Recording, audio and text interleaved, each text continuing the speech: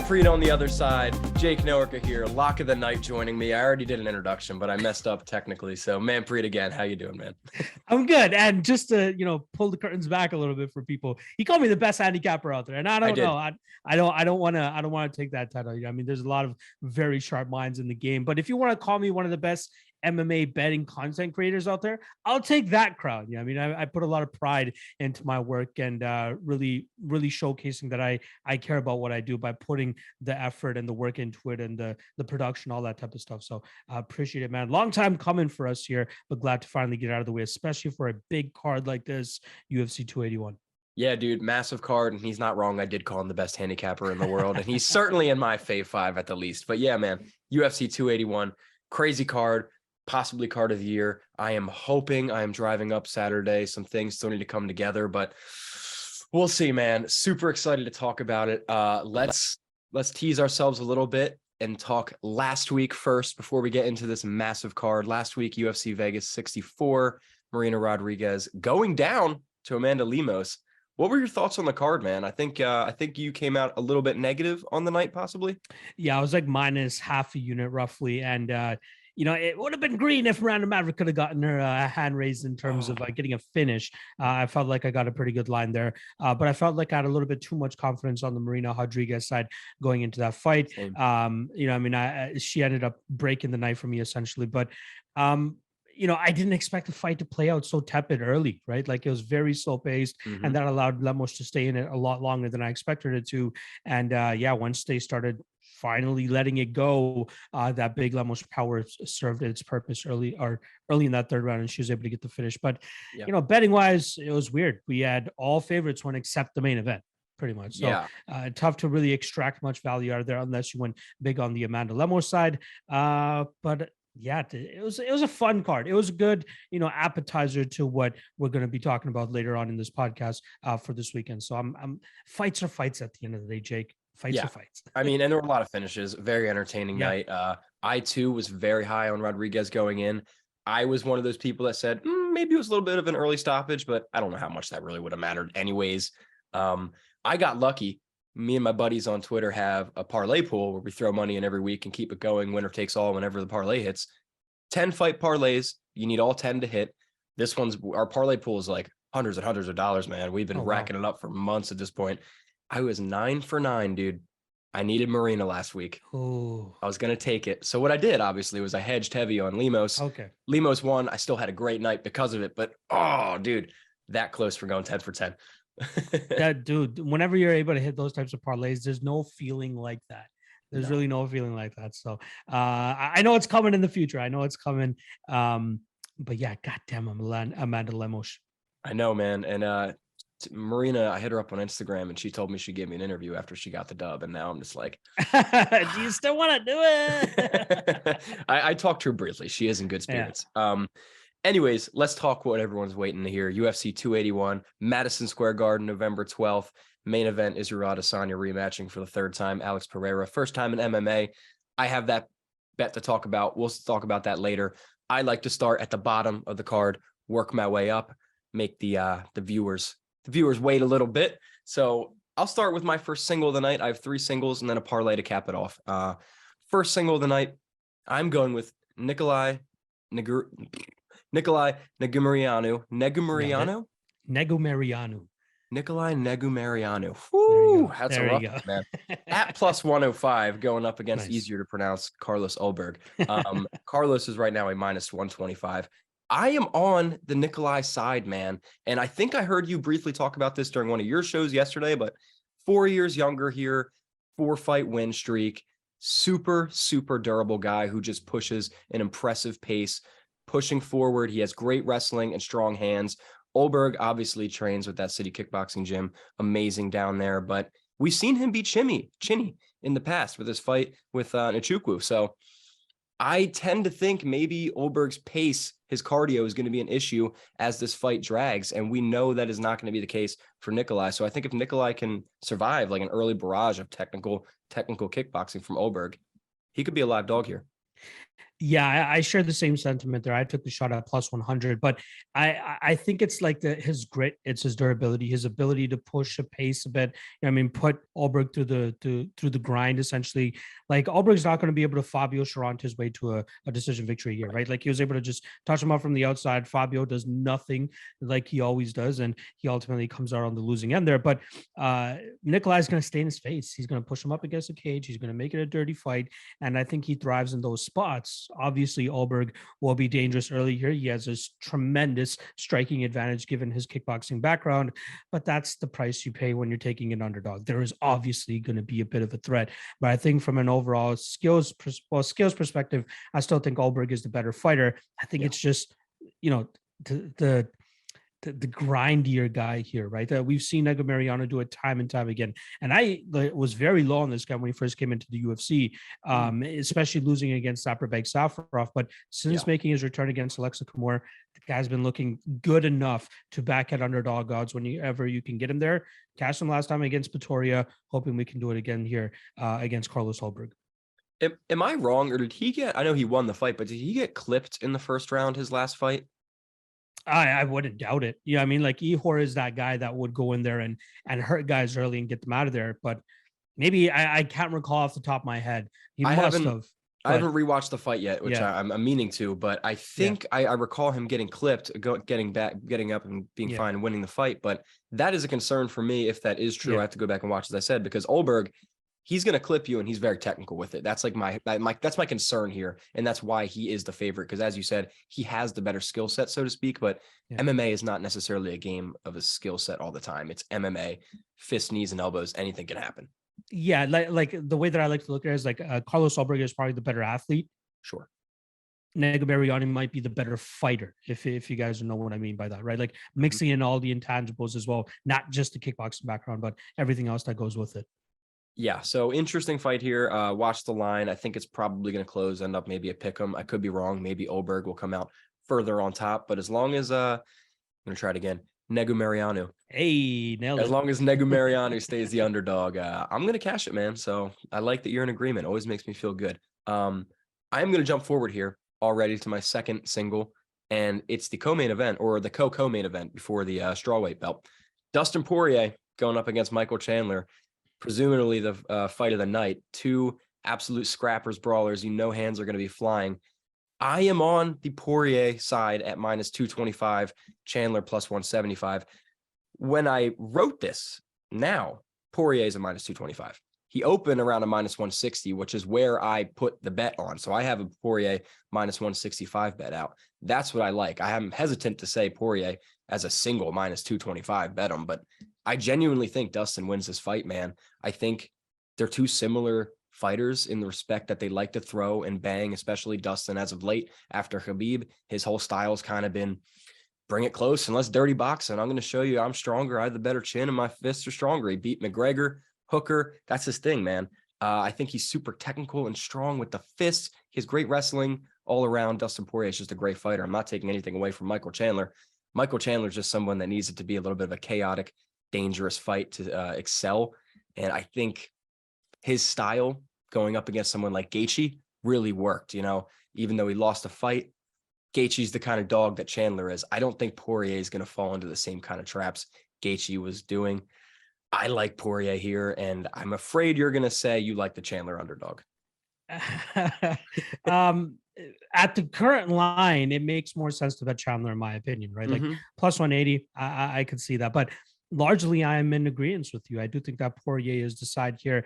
When he was back at minus 170, minus 175, like I did my write-up for that fight. And then when I was recording my podcast the next day, I was surprised to see the line jump as much as it did. Now, this isn't no Shah Ilan, Derek Minner type of situation since it's happening so early or anything like that. But still, I was kind of surprised that people are jumping on to Dustin Poirier for that line to move that much. I expected it to stay around that minus 170 range all of fight week, right? Like there's going to be the people that believe that Poirier is the better technical striker here, which me and you probably believe here, which is why you bet Poirier to begin with. But there is that finishing power of Michael Chandler that we have to worry about early. Durability wise, Dustin Poirier, solid chin, but we don't know at what point it's going to start to go out. I do like Poirier here. Minus 200, I'm not betting it. I'm going to stay on the sidelines. I was considering violence, but like usually these Michael Chandler fights are seeming to be traps now for violence, just like that Justin Gaethje fight. If that didn't finish inside the distance, this fight absolutely has a chance of going the full 50 minutes as well. Yeah. I think we'll see a slicker striking performance from Poirier. Stay away from the big power, box him up, touch him up from the outside, win a decision. But man, Jake, I do not want to see either of these guys fight for a title. Like they're in that top 5 range, right? They are those guys that are in the top 5 just based on their name value. Throw in Justin Gaethje there as well. Those guys are just holding up spots for guys that are much more deserving of those top 5 rankings. Beneil Dariush probably being the prime example. So I'm hoping no matter what the outcome is this weekend, that we get Makhachev versus Dariush. That is the fight that needs to come to fruition. I'm a little bit worried about the lightweight division in general, just because we're at like a weird point where we have the young guns that are, ranked 10 through number 1 from, we have Arman, we got Gamrot, Beneil, and then you have like the guys who have done it already, Poirier, Gaethje, even Chandler. So it's like, what's going to happen? Is it going to be like Chandler, Gaethje, and Poirier? They're going to lose to Islam the same way they lost to Khabib and Charles? Or are these young guys going to come up and refresh the division? So as you said, I hope the things go the right way.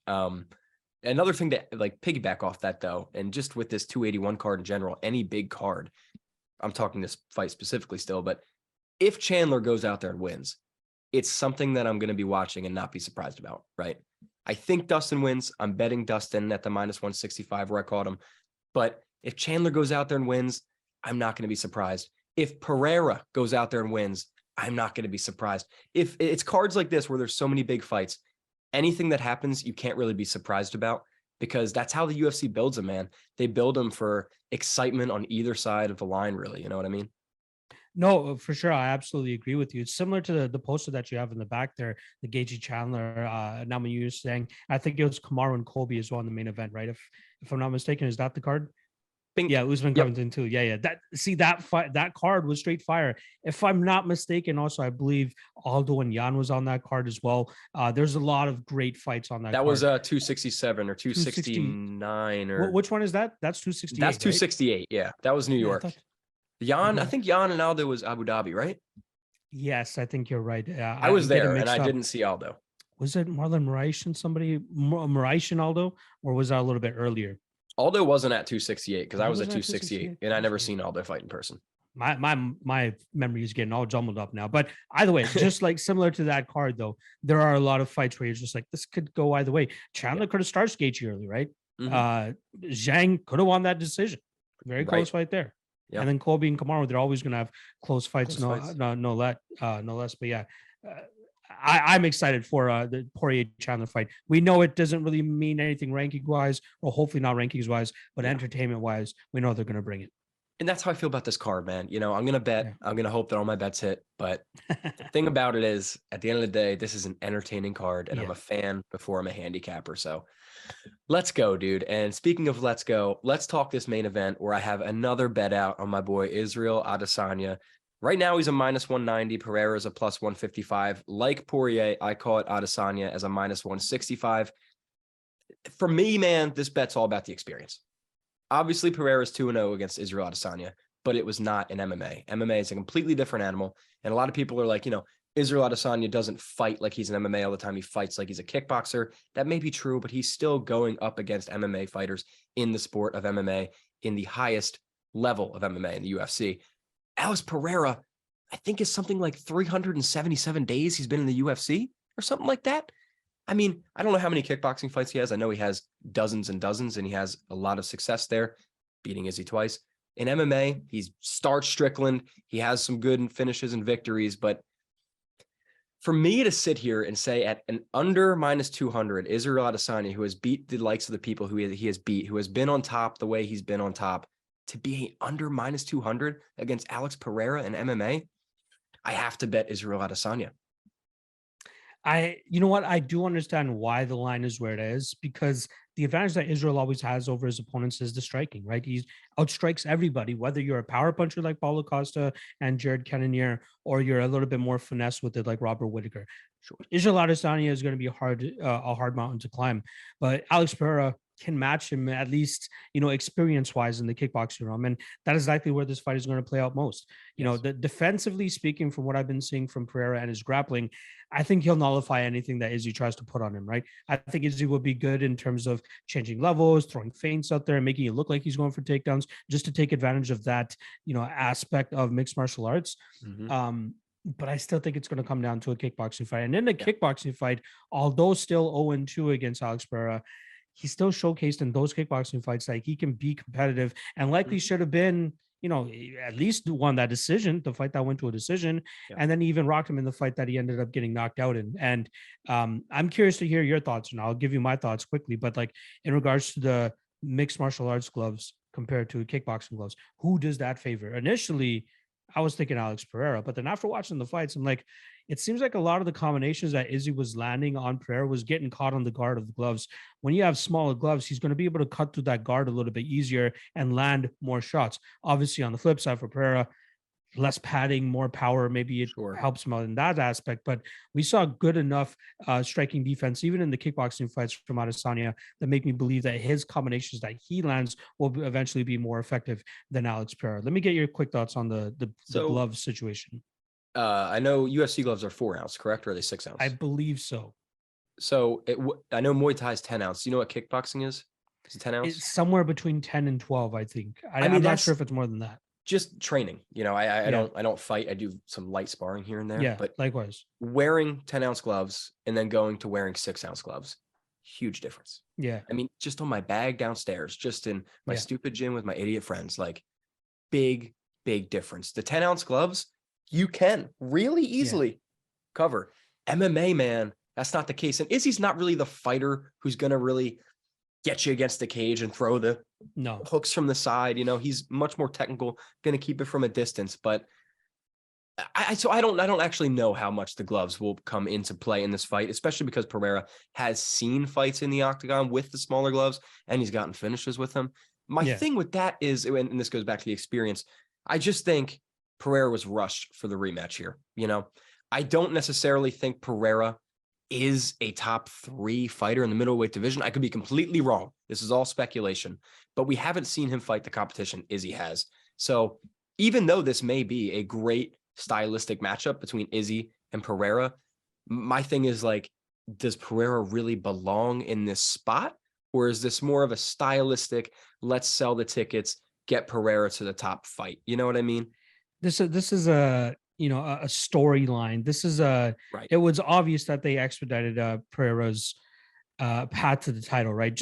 But funnily enough, like, if you even look back at Izzy's career, right, he made his UFC debut back in February 2018. He got his interim title shot against Kelvin Gastelum in April 2019. We're talking about, what is that, fast. 14 months? It's fast. 14 months. Mm-hmm. So he got it pretty quickly too, but he went through some big names and he, went through the fire a little bit. But with Pereira, of course, they're going to expedite him when Izzy's already beaten Robert Whittaker twice, beaten Marvin Vettori twice, beaten Jared Cannonier, beaten Paulo Costa. Like, he's cleared out the top of that division.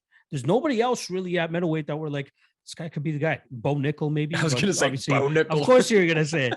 But he's obviously, on a little bit of the back burner right now because of the injury that he's dealing with. Khamzat Chimaev, we don't know if he's going to do 185 or 170, right. But outside of that, there's nobody else. So putting Alex Pereira up against Sean Strickland, I was fine with that. There was obviously the threat that Strickland could beat him, and then we would get a fresh contender in Strickland, but the storyline was always there. Alex Pereira beating him twice already in a different realm. Let's see if he can do it again.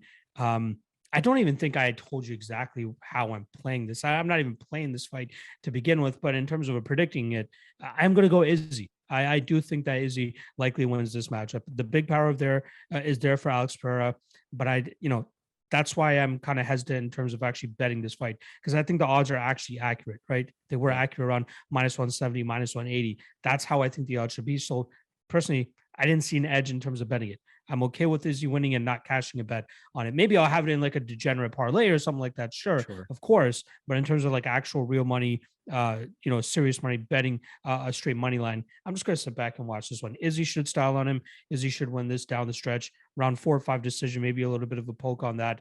But yeah, Izzy should take this one. And did you see that Eugene Bergman interview with Ariel? I did not. They did a whole CKB thing yesterday, right? Yeah. So I'm not going to go over the whole interview, but one thing that was very interesting is Eugene said a lot of the guys in the gym got caught up in the fame. You know, Dan Hooker, even Carlos getting in the UFC, Izzy, obviously, they're getting caught up in the ego, the fame of it all. So he said they started kicking butts. They started calling people out, and they started like really cracking down on that attitude and getting people motivated. He said everyone responded, but the last person to respond was Izzy. It took him the longest. It took him like months to respond to this. But when he did, apparently Eugene was like, Izzy is a whole new animal now. So we'll see how much of that is just coach fodder. But yeah, exactly. That's one thing that we have to be very careful about in this mixed martial arts world. Like, of course, the basketball player can go out there and he's like, I'm going to try to hit as many threes as I can. But with mixed martial arts, like, you can't be showing your hand or anything like that, right? Like, you got to be very quiet about it, and you have to boast your fighters as well to give them that confidence in front of the media and all that stuff. So I try not to take too much from interviews. I try to take more informational things, like where have they been doing their camp, if they've changed anything in the camp. That's kind of more what I look for, rather than I motivated him more than he'll ever be motivated in his life. Right. Let's see how he performs. See, I like my interviews because I do the interviews, but I completely get what you're saying. I do want to move on here to my parlay. Yep. The last bit I want to talk about, and what made me transition here is because you brought up camps. And what I think is interesting, a piece of my parlay, Dominic Reyes, has been training with Glover Teixeira. Yes, sir. Right? So my parlay here is Dominic Reyes at minus 225 paired with Zhang Wei Li, minus 400. That comes out to a minus 125 right now. I really like both of these fighters in their matchups. I'll let you talk about it for the majority, but Reyes, flashback 2 years ago, you put him up against Ryan Spann. He's a minus 800 favorite. You know what I mean? I'm just one to not think that Reyes is that washed. I think he's had a tough couple years after John Jones.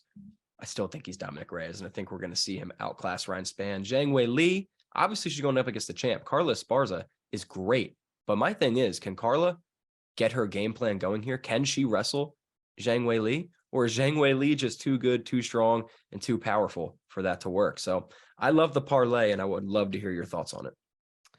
Well, start off with the Dominic Reyes side. And I agree with you. You know, if this was 2 years ago and they matched this fight up, minus 800, no doubt. I absolutely agree with that.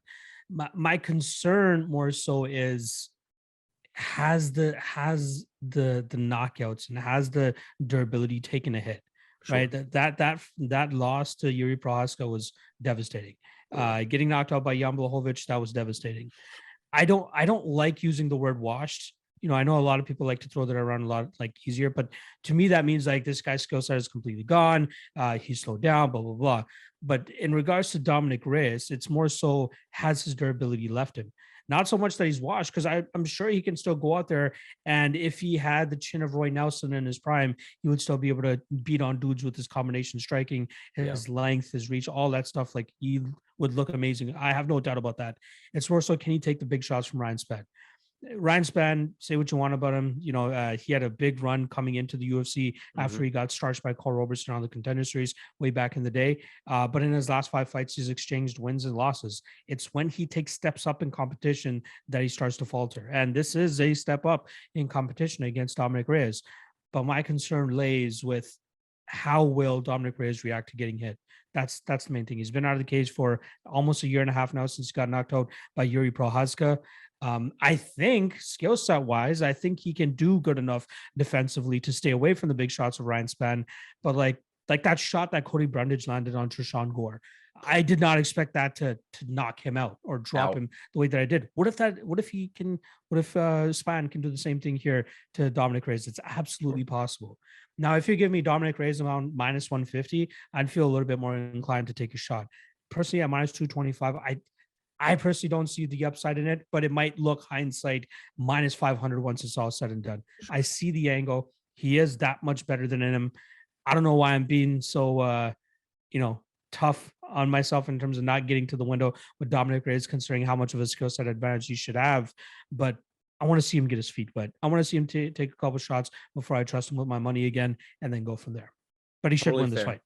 And the co-main event, similar thoughts in the fact that, like, Zhang should win this fight. She is I think her grappling has improved enough that she should be able to stay live in this fight in terms of keeping it upright for the first 10 minutes.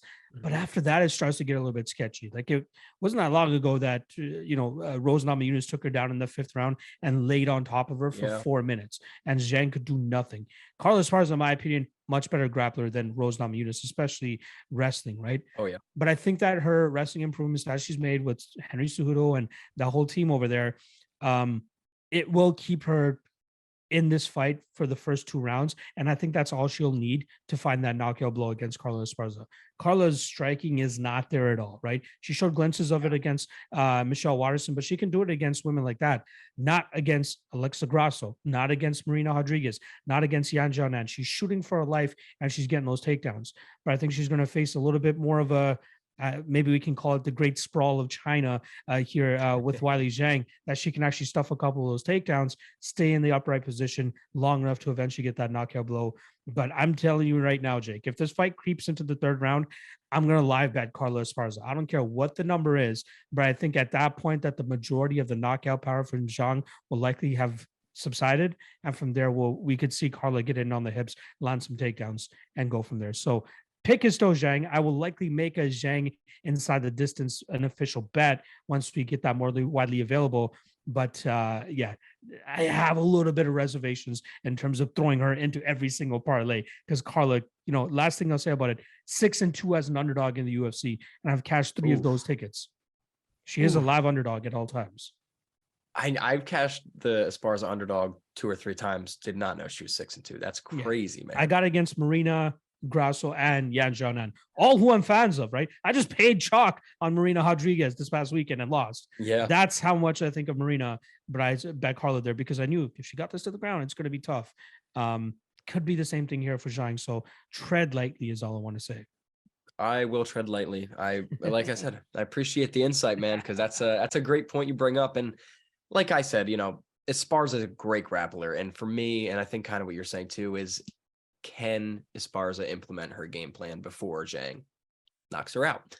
We'll find out. I like the Zhang inside the distance bet too. I'll quickly say this in regards to Carla. When she's this big of an underdog, it hasn't really worked out, right? I think those were the 2 losses. Like, it was Tatiana Suarez and Claudia Gadelha beat her as a big favorite. So same thing could come to fruition here.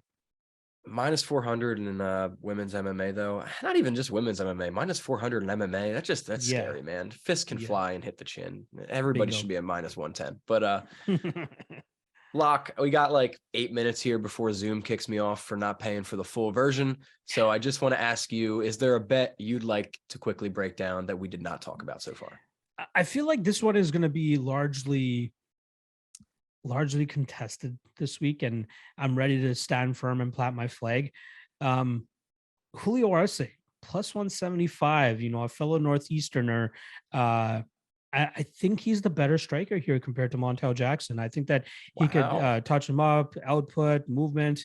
I think he has a 94% takedown defense rate. Now, don't get me wrong, Montel Jackson likely the best wrestler that he's fought to this point. Yeah. But I think that Montel, the big threat, big power in his hands. He has 6 knockdowns in his last 2 fights alone. But that's against the JP Bays and the Jesse Straters of the world, right? He took a step up against Brett Johns. I cast on Brett Johns as a plus 180 underdog that night. Now, the 2 losses that Jackson does have in the UFC have come against grapple heavy guys, Ricky Simone and Brett Johns. This is going to be a striking heavy approach from Julio Arce, but I think if he can keep it standing, he will likely be the better fighter in terms of getting his combinations off, getting that volume out there, and touching up Montel Jackson on road to a decision victory. So I haven't pulled the trigger yet because I thought the line was going to get wider, but I'm seeing a little bit of action on Julio Arce now, so I might have to jump on it. But plus 175 is the number that I'm getting. I'll likely pull the trigger on it very shortly, but curious to hear your thoughts on said underdog. So as I recall, Jackson struggled, until he got the dub. He struggled against JP, right? He was in danger somewhere. I just can't remember. I don't recall him being in danger. It's more so he's beating his ass. But like, he dropped him 4 times. He dropped him 4 times, but followed him to the ground every single time. And then JP Bays just wrapped him up and he couldn't do anything. That's the reason it went to a decision. But for the most part, I remember Montel just whooping his ass. That's what it was. I don't have it in front of me. I was thinking Montel finished him, but I was surprised by the fact that JP lasted the whole time. That's what I was surprised about. It was a lot of stalling that was going on from the JP side. Honestly, dude, I kind of like that because you're 100% right about the striking there. Arce has the better striking. It's just kind of how I feel about Esparza. Can Jackson get it to the ground? And I think as we've seen Jackson's level of competition go up, his success has almost gone down in that regard a little bit. Am I wrong? Yeah, when he does fight the better guys, he's not coming out on top. Like he's beating Felipe Colares, Andre Sukumtat, JP Bays, Jesse Strader. He choked out Brian Keller. Solid win for him there, but like we didn't really get to see that fight go on much longer. How would that have looked? Should it have gone longer? That's the question that I have. I don't know. I like Arce here. I think that if he can keep it upright, he'll likely get the numbers up here.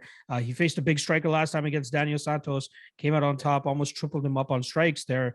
Obviously, stiffer test here in Montel Jackson, but I see some flaws in Jackson's striking game that I think that Arce can take advantage of, and hopefully he can and help me cash this plus 175 ticket.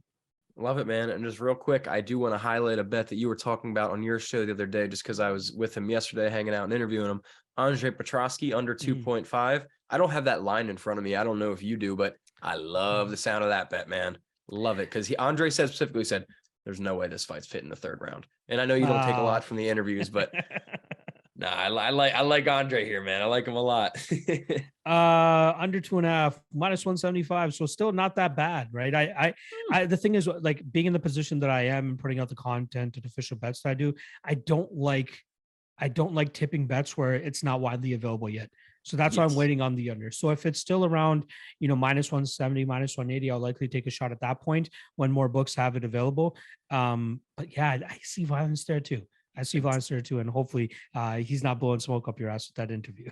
I freaking hope not, man. But yeah, definitely fire, especially from two guys who are not known to have the best gas tanks. But Manpreet, I'm going to end this show, man. I really appreciate you coming on. I will link all your stuff below. But if you don't know Lock of the Night, people, go follow him. Like, super consistent content.